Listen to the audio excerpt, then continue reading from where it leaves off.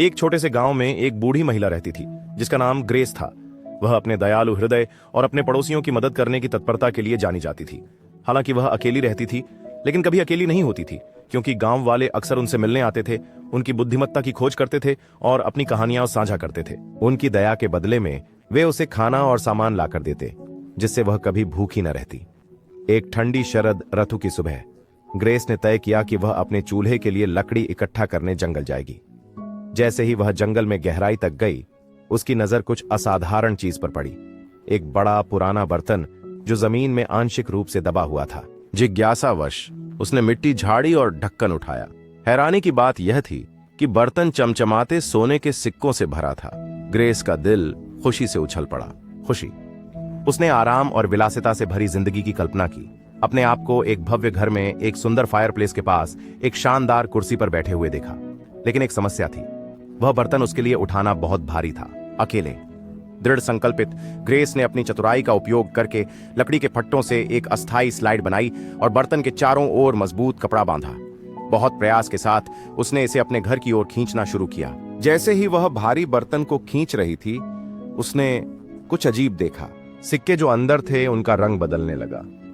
जब उसने सांस ली और अंदर देखा तो उसकी सांसें रुक गईं। सोना चांदी में बदल गया था।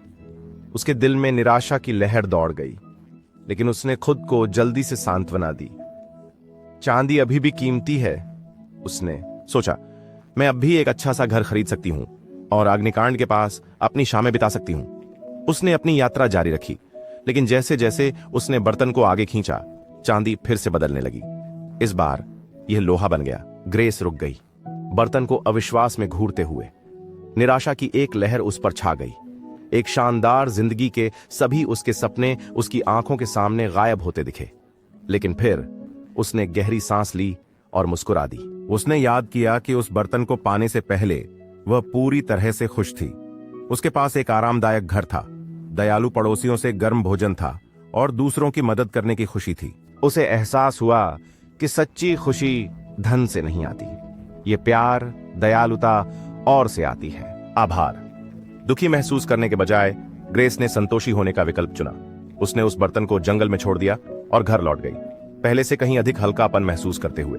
उस शाम अपनी पुरानी लेकिन आरामदायक कुर्सी पर अपने चूल्हे के पास बैठते हुए उसके अंदर एक गर्माहट भरी भावना भर गई। दिल, एक एहसास जो सोने की कोई भी मात्रा कभी नहीं ला सकती थी।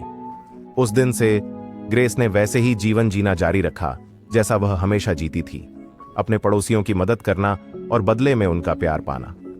उसने सबसे बड़ा सबक सीखा था, सच्चा सुख भीतर से आता है, और इसी वजह से वह खुश और संतुष्ट रही, किसी भी खजाने से ज्यादा धनवान।